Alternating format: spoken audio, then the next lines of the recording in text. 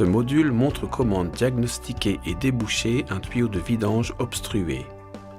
Les symptômes comprennent une chute de pression dans la maison, de l'eau de service salée ou un débit de mise à l'égout faible pendant la régénération.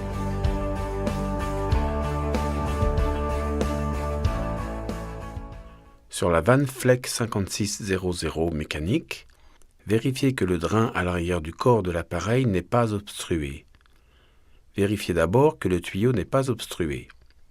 Il peut y avoir un collier à cet emplacement. Si nécessaire, enlevez le collier et débranchez le tuyau. Dévissez ensuite le raccord cannelé. Vérifiez que le raccord cannelé et le tuyau ne sont pas obstrués.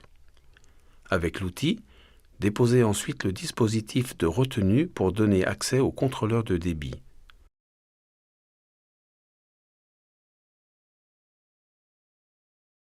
Vérifiez que le joint torique n'est pas endommagé et qu'il n'y a pas d'accumulation de débris.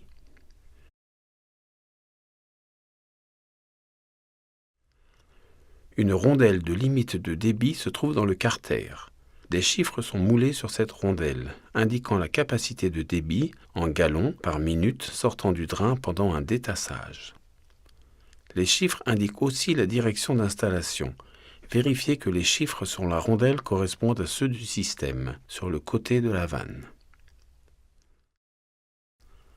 Lors du remontage, vérifiez que ces chiffres font face au corps.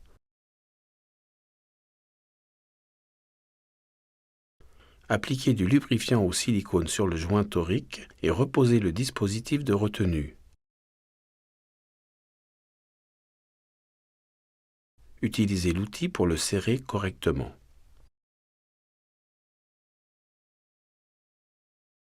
Passons ensuite au raccord cannelé. Veillez à appliquer du ruban d'étanchéité.